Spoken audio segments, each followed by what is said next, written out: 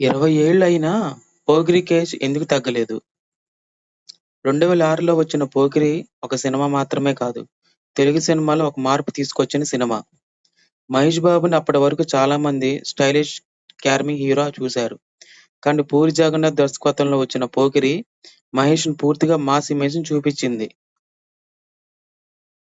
పండుగాడు character, Puri Jagannadh dialogue, Manisharma music, Mahesh Babu attitude ఇవన్నీ కలిపి 'పోకిరి'ని ఒక క్యూట్ క్లాసిక్‌గా మార్చాయి.